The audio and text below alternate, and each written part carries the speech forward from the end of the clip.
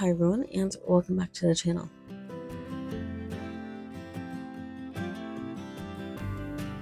So, as you can tell from the title and the thumbnail, we are talking about tips, specifically my tips, but I will include tips from other people as well. But tips for reading 400 to 500 plus page books. And I got this video inspiration, like I mentioned down below in the description. I got inspiration to do this video because of this book right here, Malice by John Gwynne. I'm currently reading it at the time that I'm recording this. And I loved this series, the Bloodstone trilogy, but it was a chunk to get through. And honestly, I tried reading Malice soon after finishing The Fury of the Gods, this one right here, but it's I had to soft DNF it because it was too much chunky book after chunky book after chunky book after chunky book. And believe me, I love a good chunky book, like a lot of people do. But it can be a lot, and they can be bitches to get through. So that's why I was like, hey, let's do a little tips video. And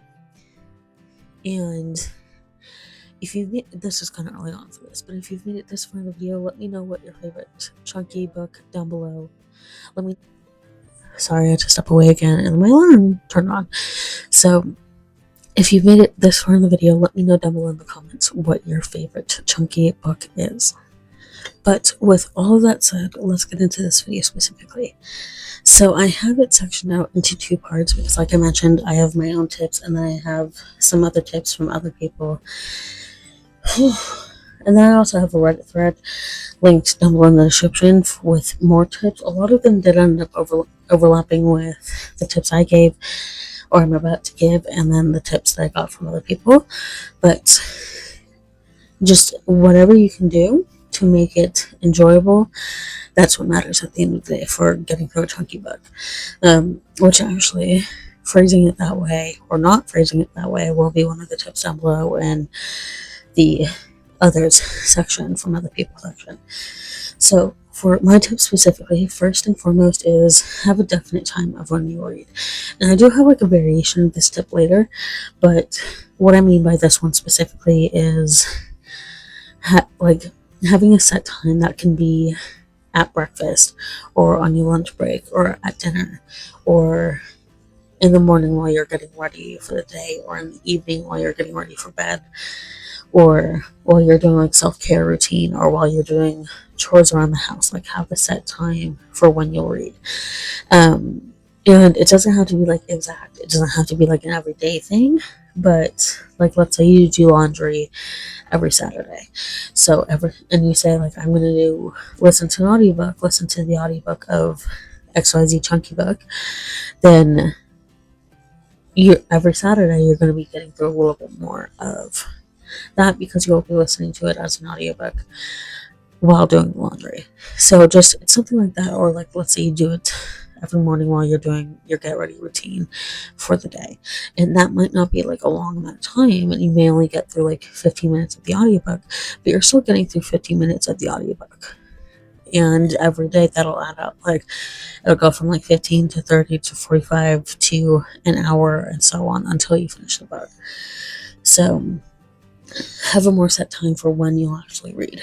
Now, the next tip is don't force it. If you're not feeling it in the moment, you're not feeling it. You can put the book down. Even if you've only read a page, even if it's only a paragraph, even if it's only a sentence. If you're not feeling it in that moment, set the book down because it's kind of one of those things where it's if you're forced to do it, when it's a hobby, and for most people this is a hobby. When it's a hobby and you're forcing yourself to do it when you're not feeling it, that's only going to make you want to procrastinate and prolong it. So the best way to do it is to not force it and to make sure you're enjoying it in that specific moment, because that'll make the book more enjoyable.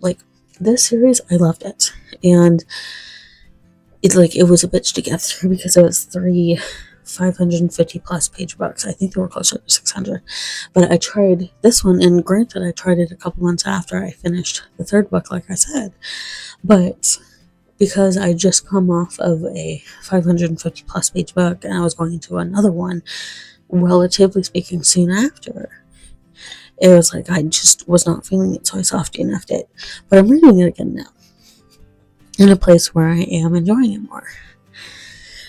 I feel like I'm talking too much, but that's the point of this video. Anyway, moving on. The next tip, I'm only 3 tips in, you guys. I feel like I'm talking too much. Anyway, maybe I'm just not breathing enough. I'm trying to breathe more. The third tip is you can always DNF a book and or mark it as a soft DNF. Like I just mentioned, that was actually a really good transition. Like I just mentioned, I just marked this one as a soft DNF because it was right book, just wrong timing.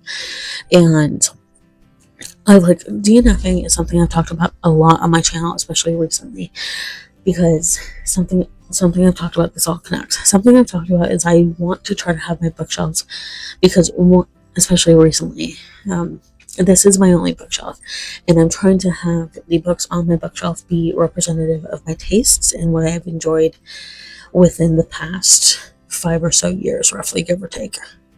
So because of the very limited space, I've had to be very particular as to what books are on my bookshelf, because I can't just have a bunch of unread books on my bookshelf that I potentially will not enjoy, because again, like I said the third time now, this is my only bookshelf, and I have a space right here. I've organized it in a way so that I have Under the Oak Tree Volume 3 coming in. I have it organized in a way where it's like when I have pre-orders in, at least at the time I'm recording this, Under the Oak Tree still pre-order Volume 3, so I have space for it right here.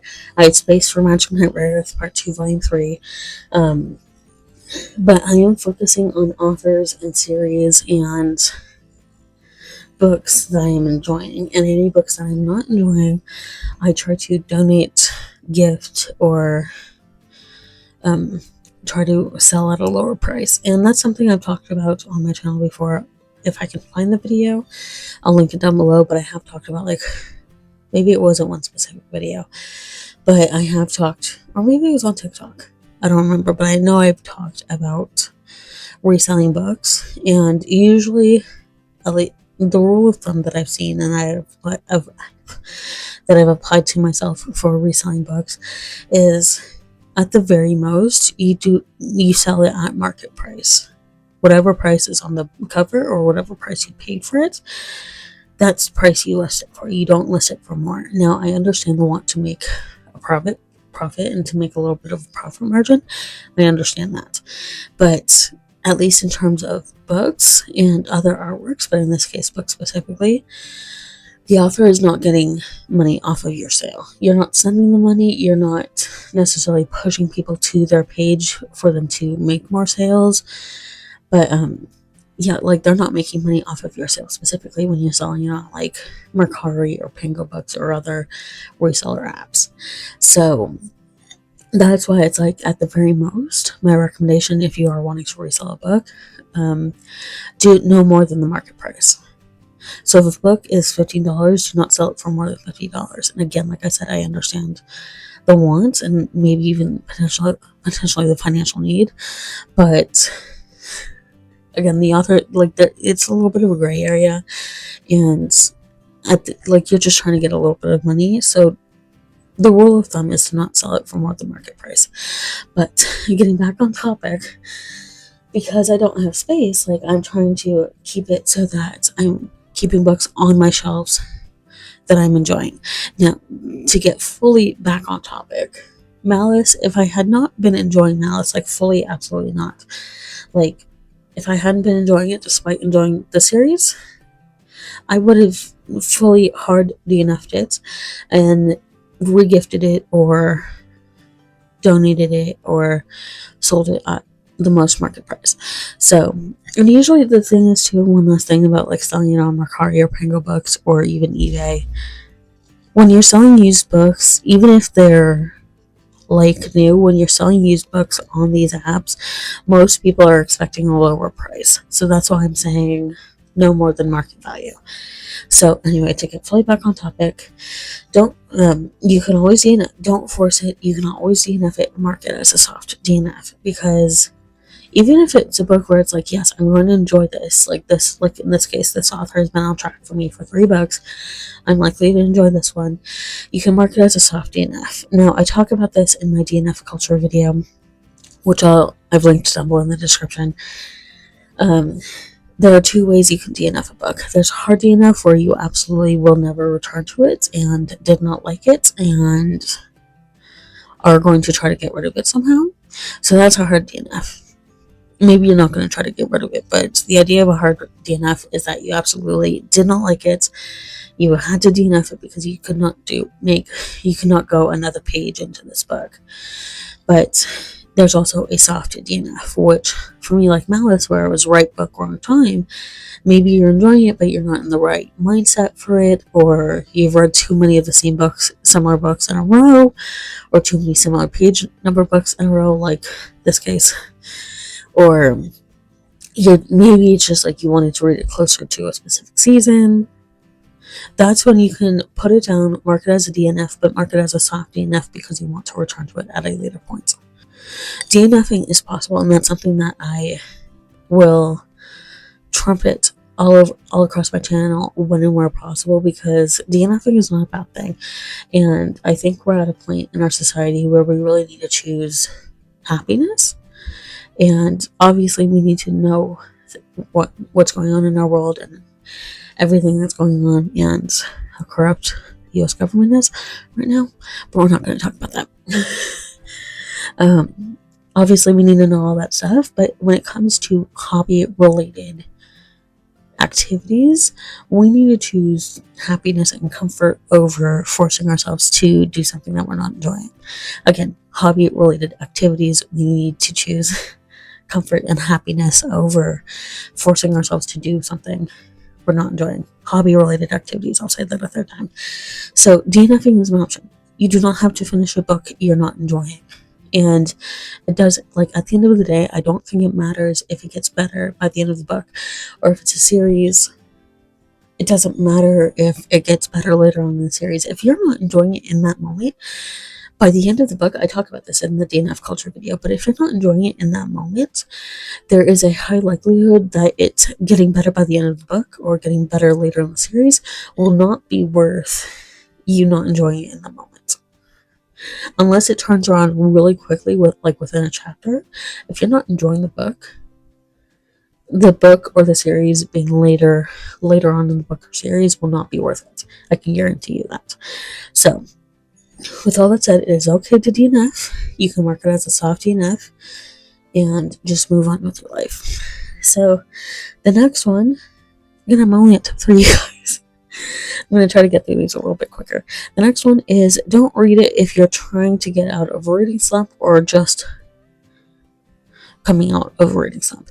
And reading slumps are not fun.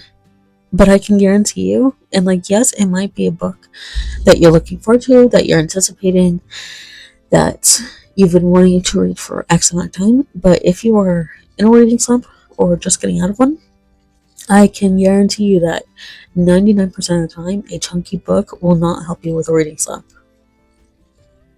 I hate to say it because I love a good chunky book, like I said, but it will not help you with a reading slump, whether you are in one or just getting out of one.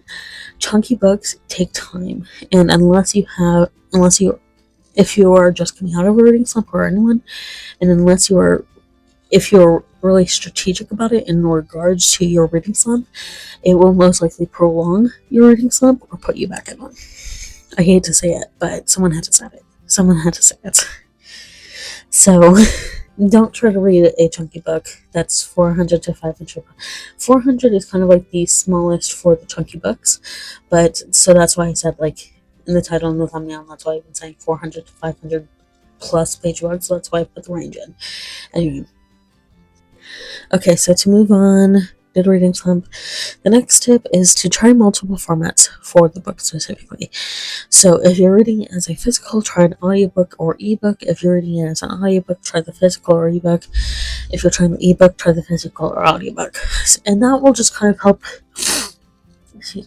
it'll help kind of make it feel a little bit fresher if you're kind of bouncing back and forth between the different formats, because I know that if you're constantly reading the book in the same format, like reading these 3, I love them, but reading them all in the same format, it did get a little bit hard halfway through the second book.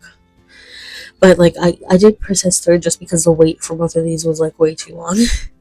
When I was looking into placing a hold on Libby and Hoopla, well, not Hoopla, on Libby, and my Hoopla was acting. I think my Hoopla was acting weird at the time. But when and where you can, try to mix it up with different formats for the book specifically, because like I said, it'll help it make it feel a little bit fresher, and it might, even if you're not getting through the book quicker, it might help it. It might help make it seem like you are. So different formats, multiple formats for the book specifically. And then the next one is try to read one to two other smaller books at the same time. So, like in this case, my plan for Malice, let me just take some of these in real quick. My plan for Malice is around the same time I'm going to be reading the Magic Knight Rare series, which are 6 smaller books. It's manga. They're naturally smaller unless you're getting like the collector's edition, omnibus collector's edition. I'm going to be reading my Magic Knight Rare series while I'm reading this, because it'll help me get through this a little bit quicker, or it'll make it seem like I'm getting through it a little bit quicker if my attention isn't fully on this. For me, I did say 1 to 2 other smaller books at the same time. Now, what I mean by that is when you're reading it, you can add 1 to 2 books to your currently reading pile. So, and then once you finish one of the smaller books, you add another one. So you could read anywhere from probably 3 to 6 roughly smaller books for the duration of one chunky book. And you don't have to read all 6 at the same time because you want to pace yourself. And if you're reading too many books at the same time, that is in my opinion, that is a surefire way to get into a reading slump. Because like it's when you add too many books to your currently reading pile, then it's like, oh my gosh, I have so much to read and I don't know what to pay attention to. But if you have a chunky book plus 1 to 2 other small books at the same time, and then you have 1 to 2 small books, I don't know what I just said, but if you have 1 to 2 other small books, you finish those, add another 1 to 2 small books. And that way you're like not overdoing it for your brain and what you think you're reading, or think you need to pay attention to. But again, it really depends on what causes reading slumps for you. I know for me, if I go over 3 books at the same time, then that's what starts tipping me into a reading slump. If I have like 4 or more books at the same time that I'm currently reading, but go at your own pace. If you only want to do like 1 book at a time at the same time, if you only want to do 2 books at a time when you're reading a chunky book, do 2 books. If you want to do 3 books at a time, do 3. It's whatever works for you, but smaller books, reading them simultaneously with the chunky book, that can help. So next step is read a different genre of books. Read different genres of books. So in this case, this would be like high epic fantasy adjacent. Magic Knight Rare is still fantasy. But maybe if you're doing like high fantasy, you want to throw in like a murder mystery, or historical fiction, or a romance, or maybe you want to throw in a sci-fi. And doing different genres for what's on your currently reading pile can help, because it's like the stories aren't going to be blending together too much. So that's why different genres can really help. Now, you don't have to do different genres, but it can help. Again, this is what you need. This is all tips and suggestions. So do what you need to do to ensure you have the best time possible while reading the books. So different genres can also potentially help. The next The next tip is to try other formats of books. Okay, try other formats of books of your current reads. So this is if you're doing like 2 to 3 books at the same time, including the big book, the chunky book. So if you have one other book and you're reading that chunky book as a physical, maybe your other book, your shorter book, can be an audiobook. So try other formats of other books. I got a little bit confused reading it, but if you have 2 to 3 current reads, do other formats for those other current reads. Do change up the format a little bit. Have a physical, have an audiobook, have an ebook. So that's what that suggestion is. The next one is read a little bit at a time, even if you don't finish a chapter. It is okay to not finish a chapter. This is also something that I mentioned down below as another person's suggestion, as another person's tip. But read a little bit at a time. Again, even if you do not finish a chapter, that is okay. Because even if you read a page, let's say you read a page a day, within a week you're going to read 7 pages. Within 2 weeks, you'll read 14 pages. So you're still reading. You don't want to discount that just because you're not reading a full chapter. It's okay to not read a full chapter in a day. That is perfectly okay. So read a little bit at a time, especially with your chunkier books, because those are going to take time anyway. So go at your own pace. The next one is, this is number 8 for me, for my tips. Have a more definitive reading schedule, either in page number or time spent. Now, this one is related to the first one, where I say have a more definitive time of when you'll read, but this one is focusing more on schedule. So maybe you want to implement a specific schedule of like, okay, this is what my day looks like. I wake up at like 6, I go to work at 8, and I'm back home from work at 4. So I'm going to, these are just like random numbers. So it's like, I'm going to read between 4:30 and 5:30. And again, like, you can have a more definitive schedule, but this isn't something that you have to fully stick to, because again, you don't want to force it, and you don't want to be putting yourself, you don't want to be forcing it, and you don't want to be putting yourself into a reading slump because you're forcing it. And it's, like I said, it's okay to read a little bit at a time. So maybe you want to read from like 4:30 to 5, or you want to read 5 pages. Have a more definitive schedule of like, okay, when I get home, I'm going to read 5 pages, or when I wake up, after I wake up, before I go to work, I'm going to listen to 5 minutes of an audiobook.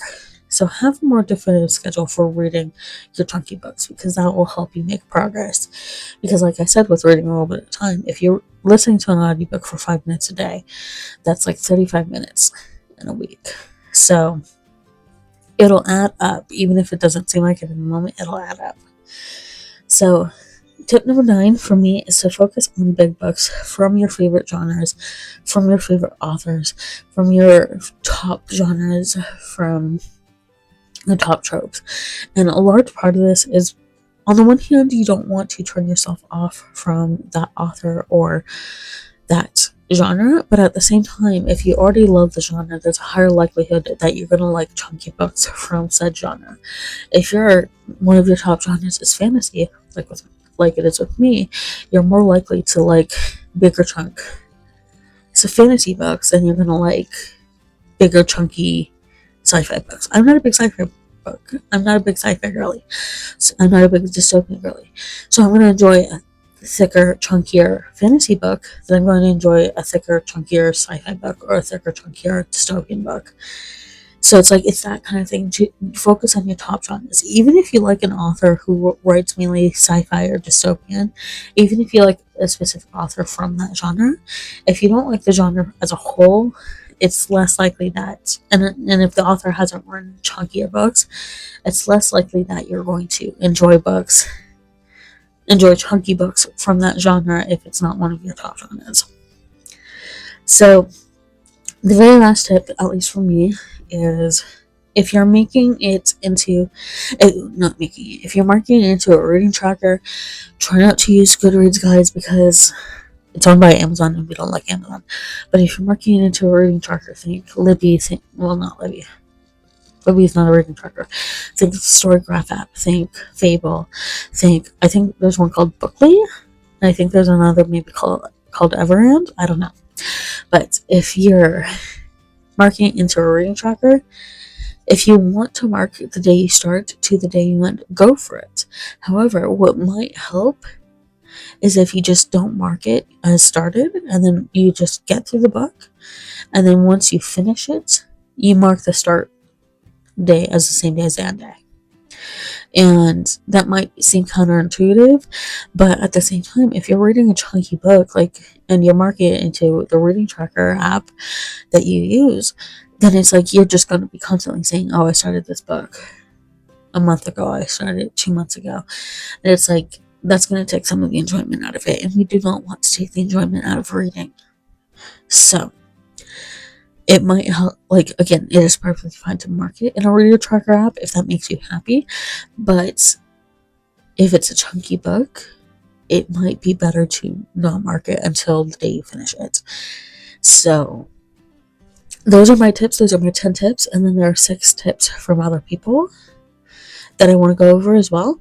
So, the first one from other people is to divide the book into sections. So, for example, if it's a 600 book, you can divide it into 2 300-page sections, or 3 200-page sections, or even 6 100-page sections.